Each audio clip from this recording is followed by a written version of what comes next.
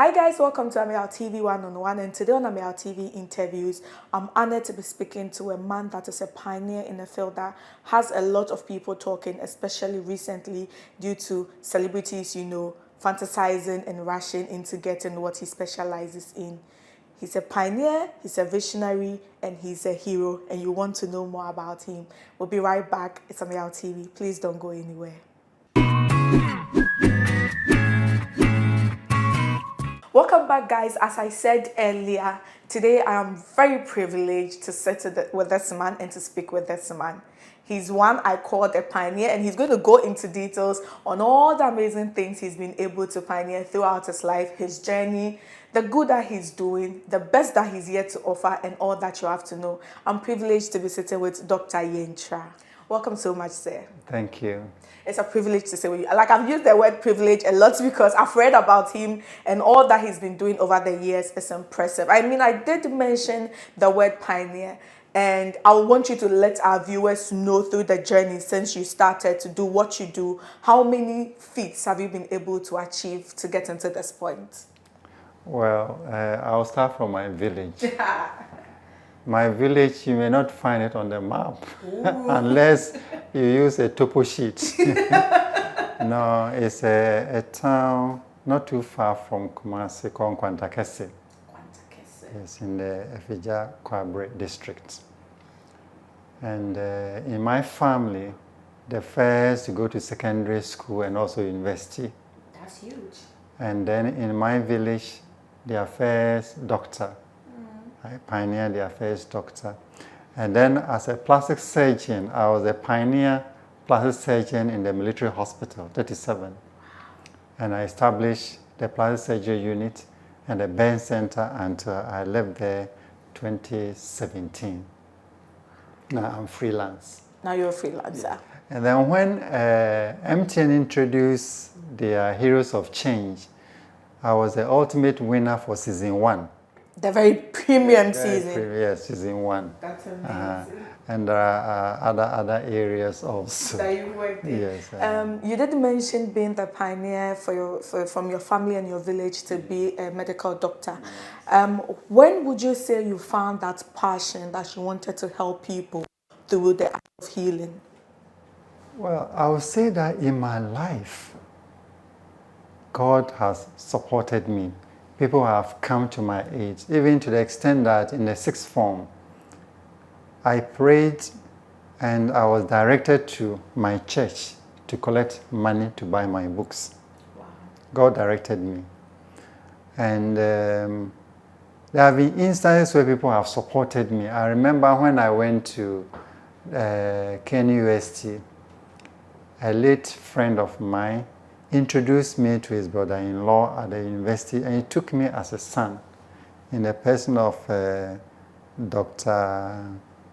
Asari, Dr. Kumani Asari. At that time, he was a lecturer, a senior lecturer at the Faculty of Agric, Animal Husbandry Department. And he's my dad. I call him my godfather. So looking at all this, it was also necessary to give back to society what people have done for me and what God has done for me. And somewhere 2008, no, before 2008, 1998, I had the opportunity to work with a plastic surgery team from Holland called Interplast Holland. Mm-hmm. And it's a charity plastic surgery organization. And working with them actually moved me to do the plastic surgery work and also do the charity work. Mm-hmm. And the beginning of it, I mean, coming on my own to start the charity work, I was also invited by one colleague to join a team in DR Congo. And that is, I think, Operation Smile. Oh, yes, a very popular initiative. Smile, yes. So I work with Operation Smile, look at their setup, and then I started my own in Ghana here. Yes. And Graft Foundation, we have, since 2013, we've been to the length and breadth of the country at least twice it's the COVID that slowed us down. Right. But that's amazing work you've been doing over the years. Now let's come back to the medical profession. You know, you did say you were inspired by a group of plastic surgeons that came out of a different country, Holland. Did that mean when you started your medical journey, there were challenges in finding people and areas that were already specializing in plastic surgery? At the time I was in medical school, I never came across plastic surgery. It didn't exist. 98, when I met these guys, and they told me there is somebody in Kolebu, even that one, he was an expatriate from UK who had just come there, and the center was not formed. And I don't remember the year that the center was formed. And it has a long history of the formation, but we were fortunate to have some Scottish charitable organization led by late Professor Mustadi and his team. They came to start the plastic surgery in Ghana, that's Kolebu. Even initially when they came, they did some work in 37, but eventually the center at Kolebu was established. Yeah, because it was That's where I also had my training. The training before you moved to 37. Yeah, before I moved to 37. The process of, you know, pushing the agenda, pushing the initiative to put up the center in 37, was it a smooth one, or do you think you were faced with some challenges that prevented you from making it happen sooner or as fast as you thought you could? Oh, there was no challenge because there was nobody there, and you know, plastic surgery is it's a field that gives support to both the physician and the surgeon. So if such a thing is coming, nobody will give you resistance. Yeah. Definitely, I was welcome. You were welcome. And I didn't go there as a stranger. In fact, from medical school, my first hospital was military hospital.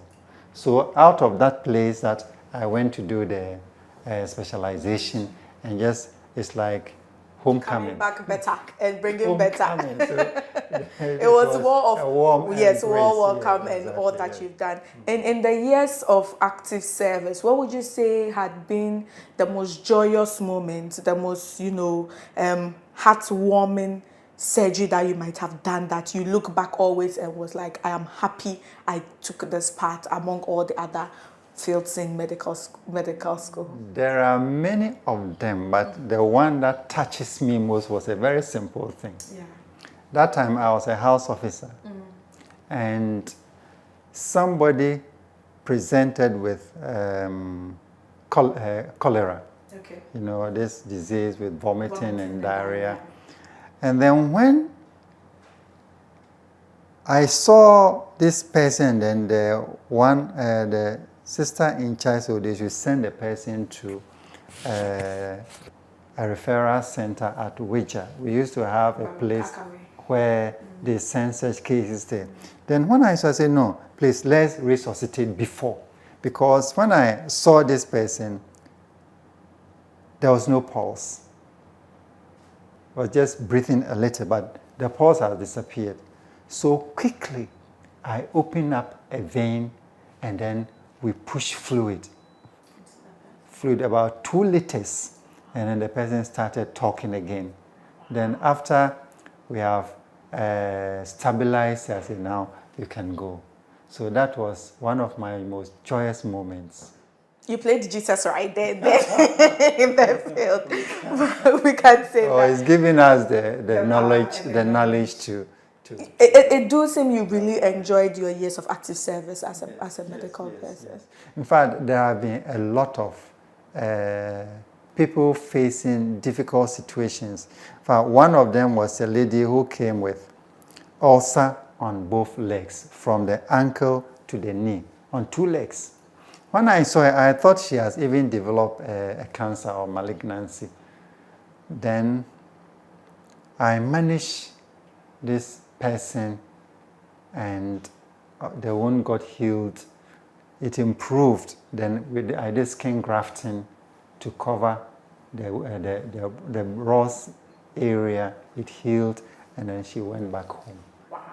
Yeah, this is one of my Great Another works, work, yes. And movements. There are a lot of things. But I mean, you do these, enjoy. I consider these to be very significant. I mean, someone who is more or less like helpless.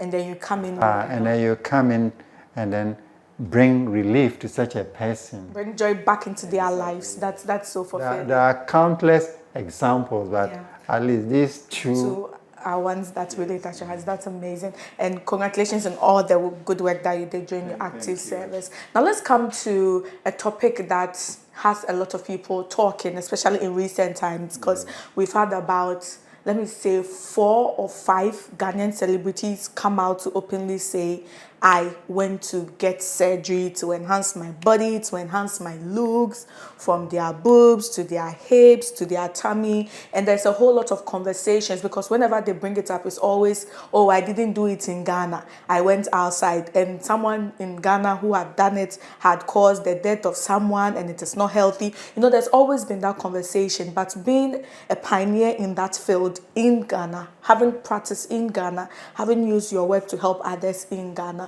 what's your take on all of this plastic surgery, cosmetic surgery? And before we even get into it, could you help us define and differentiate between the two? Right. When we talk of plastic surgery, the word plastic is a Greek word meaning mold. The same word for, material plastic that we use, Plastic is very malleable and you can mold it into shapes. So it is this surgery that mold tissues to substitute or replace the missing parts. Simply, that is what I may put it. For example, you do breast surgery, the breast is removed, and you want to maintain your physical appearance. A new breast is molded through your own tissue or other means to replace the lost one. Somebody might have had very bad injury. For example, you lose a toe or a finger, and then you replace such a thing. Or you get burns and you need skin to cover the lost skin. So these are the various, when I say definition of plastic surgery, this is things that come into mind. But these are not the types. There are the various branches of plastic surgery. We have the head and the neck area. We have hand surgeons, people who specialize only in hand, and then breast, and then the cosmetic. Now, when we talk of cosmetic, you are improving an aged body. That one, everything is intact, but it doesn't look too presentable, and you want to make it look like the juvenile state. So that is the cosmetic. And this will involve the face, the breast. Now, you may have 2 large breasts, and usually this one is not a normal occurrence. It occurs during the young ladies. When you start your menses, and then the breasts get bigger and bigger and bigger and bigger, to the extent that physical activity becomes a challenge. And also you don't get the right bra or right dress to wear, and then you may get backache and all that. So that one, you reduce the breast in a procedure called breast reduction to make it more manageable. And there are situations also the breast will drop. Saggy boobs. Yes, and that one you do breast lifts. And then we have the breast reconstruction and so on, or breast enhancement. Out of the tummy and the hips and the back. We come to the trunk, the body itself. Now, you may talk of body sculpting. It could be either tummy tuck. Now, the tummy tuck, during pregnancy, the pec muscles. The pec muscles. When the men do this, and you see the 6 parts, they are standing. Now, the two, they are separate, left and right. And there's a thin line between them. But during pregnancy, there's widening of the gap between the 2 muscles. So it gives an appearance of a big or enlarged tummy. it is not only the fat outside, but it is the space between the pec muscles or the rectus muscles are widened. And therefore, for you to get it back, you need to repair or bring the two muscles together. That is the tummy tuck, to create the flatness. Okay. Now, a lot of people, when you recommend or you suggest this procedure, they frown, say no, no, no. But I also tell them that I will do only what I think is good for you. Otherwise, you go out and complain that the doctor didn't do a good job. Those who haven't delivered before, or sometimes you have delivered, but the pec muscles are not wide, they are together. That one, simple fat removal through the procedure called liposuction. That one, you connect a tube to the body, to a machine, and then you remove the fat, and in the process, you shape the body. Okay. So that your waist becomes narrow, the front of the tummy is flattened, the hip is widened, and if there are dips, you feel it. Okay. Now, if you look at the buttock, we have about 4 different shapes. About 4 different shapes. We have the square, where the top and the bottom, they are straight together. Okay. And then we have the round, where the center is out wider than the top and the bottom. And then we have the triangle, where the top is wider than the bottom. Okay. And it's very difficult to work on that one. That one, sometimes you may have to work on it about twice. Maybe once may not be enough. And then we have the heart or the A shape, where the down is wide, and then coming to the top, the waistline is narrow. And people admire to have either the A or the heart shape, and then the round one. Is it usually a long process to achieve this kind of figures? More specifically, the ones that a lot of the Ghanaian celebrities are into, the tummy tuck, the lipo, and then the buttocks, and then the dips. Usually, you get it the same day. Oh. It's like you've gone to an artist who is doing sculpting, and so by the time he finished the procedure, everything is established. But as I said, those who want flat tummy but have had some babies and there's a gap between the pec muscle, it is not advisable to do tummy tuck and working on the butt at the same time. Okay. So you have to do the tummy tuck first, and then you wait for about 6 months or after before you do the shaping proper. Because when you do the butt lift, you lie on your tummy and slightly on your, you lie not perfectly on your side, but there's a way to lie so that you don't lie on your tummy and you don't lie on the side also to cause pressure, to cause reabsorption of the fat. So if you do your tummy tuck and then you work on the butt at the same time, lying on your tummy becomes difficult. Now, the tummy tuck itself compromises blood supply to the tissues at the front. Liposuction will compromise this further. And when you lie on your front, it also worsens it. So it is good to draw a line between safety and what you are looking for. Exactly. Would you say it's a costly process? Is it a costly process? Because there's always the misconception when you speak to a lot of women who want to, I want to get money and travel outside and go and do this. There's always the misconception that it is more safe over there because you can't trust some of the plastic surgeons in Ghana. Now, when it comes to surgical safety, problem can occur anywhere. I had the opportunity to be invited by the British Plastic Surgery Association. I went on what they call Observer Fellowship to go and see the things they do. And in one of the centers, there's a lady I saw who have gone through tummy tuck, and the wound was not healing. This is over there in UK. I was not expecting something like that. Now, to make procedures safe, there are about 3 factors.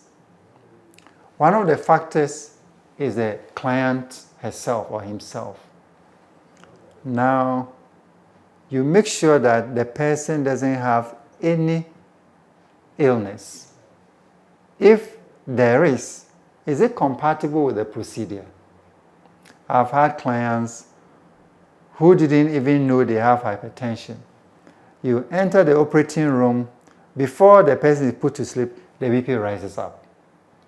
You may give some medication, it doesn't go down. In such people, you stop. Put them on medication for about a week or 2, check again. If they are okay, then you go in and do it. There are also people with conditions that you cannot do the surgery at all. There are other situations also, especially those who travel from outside and come and do it in Ghana. I have clients from either UK or US or Germany who come down. And if you take a drug like aspirin, they know that if you take aspirin, you may not get blood clot in your legs, which we call deep vein thrombosis, which is not a very good thing. So they take aspirin.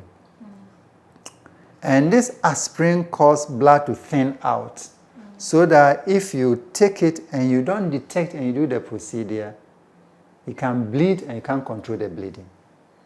So in our history taking, you ask of the drugs the person is taking. If it includes aspirin or related ones, then you have to wait about 2 weeks to 1 month. In fact, there was someone who took some, he waited for 2 weeks. We checked blood clot, everything was okay. And then in the theater, as soon as we started, we noticed he was bleeding. We had to stop. Then, otherwise, you may end up with disaster. Other things that mimic aspirin effect is ginger, garlic, turmeric. These are things we do. So you must make sure you have identified all these in the individual, and then you stop the person for about a month. And then you check the blood clotting test. Sometimes the blood clot test will be okay, but the results, when you start, you notice there could be some bleeding. And if you don't identify and continue, at the end of the procedure, you can't control bleeding. You may transfuse and it may not be successful. So I haven't finished. No, I'm not forcing you. So you need to understand all this. Yes. The second factor too is the surgeon. The surgeon must be experienced. Now, some people are walking around, they call themselves cosmetic surgeons. You know, you can be a cosmetic surgeon, fine, but when complications come, there you know who is who, you know. So the surgeon must be very experienced and know what he's doing, because we have delicate structures. Though the procedure we do are cutaneous, that means related to the skin, and doesn't get into the abdomen. But you should know that the related anatomical structures, because if you make a mistake and go some places, you end up with a problem. So you must be able to identify all that. Another key member of the team is the anesthetist. You need a very good anesthetist who will be able to make sure that the patient is pain-free during the procedure, and then after the procedure, he comes out safely. So all these factors must be considered very, very, very well. In fact, my anesthetist is very good. And he identified one lady, for example, who had a thyroid problem. It doesn't look very obvious, but investigations brought out that he has some weird thyroid disease. So if you don't identify this and then you go in, you may end up with problems. So the problem that have happened probably is related to something that the surgeon did not identify, and it end up with these problems. Recently, a man came to me You know, the men also do. They do. Yes. I was going to go and ask about it. If between the men and the women, are the men coming? Yes, the men also do. And I mean, when I examine him, I notice that no, he doesn't have the fat that he wants to move out. So I did just a simple scan. And the scan showed that his fat is not external, it's internal. And that one, you don't have access to remove it. Just exercise and Yes, eating you well. exercise, your diet, Yes. and all that. Natural. So you should be able to identify who is a candidate and who is not a candidate. Not just because the person has money, Exactly. you're going to do it. And that one will save the person and your practice. reputation. Exactly. So I always tell them there's only one Dr. Kwame Abrokwa Yanchra. The only And one. only one Dr. Caves. That's my name in Instagram, IG. So if you don't protect your practice, I mean, everybody will run away from you. I mean, being a pioneer, I'm sure there are a lot of, new plastic surgeons who have come to you for counsel. Do you think in our current, health practice, we have a lot of certified plastic surgeons to do the work so that people don't move out of the country to go and get it? Yes, there are. In fact, when you say pioneer, you see, I have seen it. Way before you. At least there were about 3 people before, 3 or 4 people, or maybe say 5, before me. At the time I graduated, there were 8 in the country. Now, a lot more have joined, but the number is not encouraging. You need more to fight for the cause. Because the work of plastic surgery is a lot. And at least, even not district hospital, every regional hospital should have one. One is not enough. Yeah. One is not enough, but every regional hospital must have one. To relieve the pressure on the main hospitals. No, the work is scattered. People, one time I went to Wa, and then when I was returning, just in the Upper West region, I saw a girl with a contracture of the hand from burns. I mean, these are all there, and you need people to help. But as we speak now, I think we haven't gone beyond. There are only about 3 or 4 centers in the country that have. Out of all the 16 regions? Yes. Most of them are in Kumasi and Accra. Kumasi and Accra, and then maybe Cape Coast. And then I know there's one doctor at Cape Coast and one at Tamale. The other place, I don't know if there is. That brings me to the work that you do with your Graft Foundation. I mean, the operation for the cleft thing, it's one that I see a lot in churches. They'll put, in my church, for instance, they'll come and put the flyer that in conjunction with these people and these people, they are putting smiles on kids and all. Over the years since you started the foundation, what would you say will be the maximum impact you've been able to achieve with your foundation? Oh, we have done not less than 1,000 cases over the period. And especially when you consider the cleft cases, they are considered outcasts. They don't belong to the family. There are places, almost all of them, where the children don't get named until the repair is done. There is a child who had just extra digit. Everybody has 5 digits.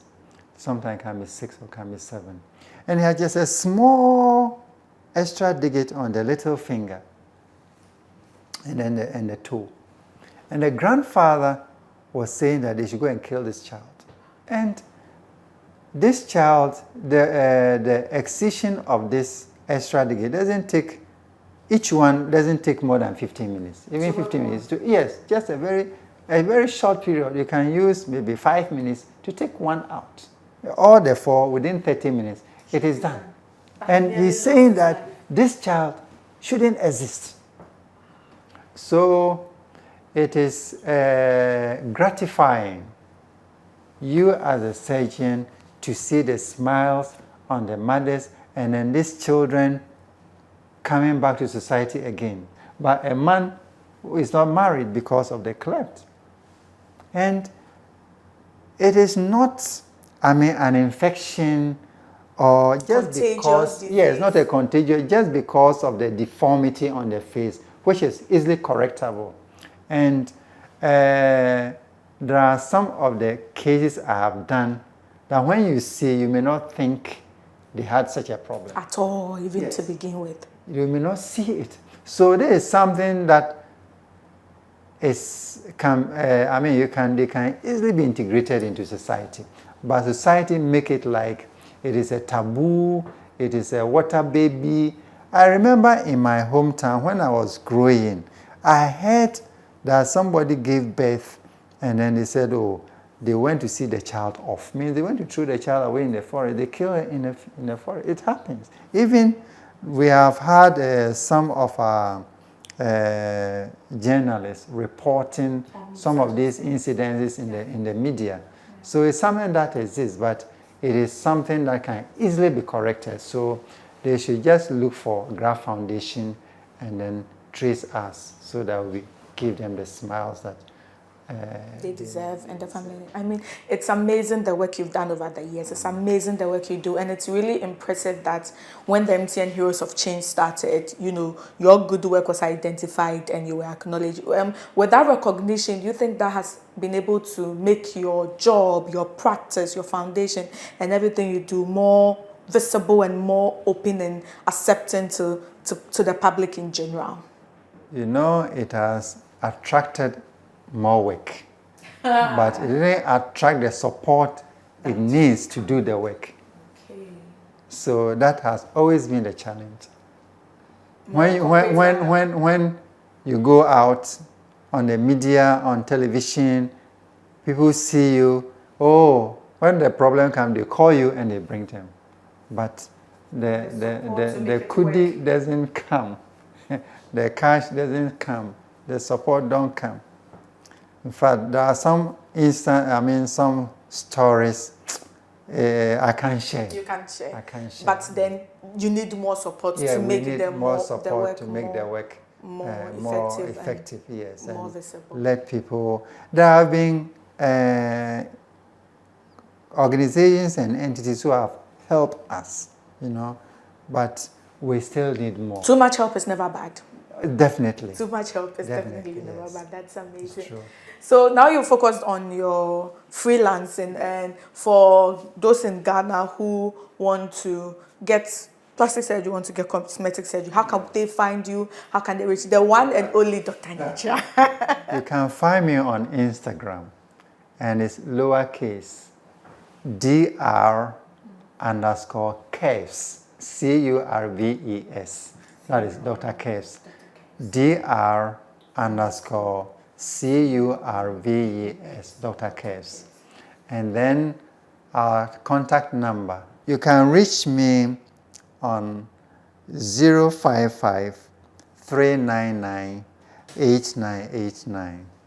055 399 8989. So if you have calling from outside or sending WhatsApp from outside, remember to add the international code +233. You omit the 0, then +233 55 399 8989. Amazing. Now the charity also has its own number, which is not there for the cosmetic one, and that one is 020 466 4000. 020 466 4000 for all the cleft work. If you call this number or you contact this number, you find us. And then on the charity, we have our website, graftfoundation.org, GRAFT foundation.org. If you want to donate to support, when you go on the website, you can find a way to support. All the details is on the website. Yes. Amazing. Guys, it's been such an honor speaking to Dr. Yindra. He's done so much in terms of plastic surgery in Ghana, in terms of cosmetic surgery, in terms of bringing smiles to the faces of those who need surgery to get back to their life. And if you're in Ghana and you want to enhance your look in a more safe and from a certified person, you definitely want to get in touch with Dr. Kevs. We will put his contact as he had mentioned, and please reach out to him. It's Ameyaw TV, and we always love having insightful conversations with Ghanaians doing amazing all over the world. It's been a pleasure being with you, and it's been a pleasure meeting Doc. And till I get money to go and see Doc to get my Kevs too. Bye.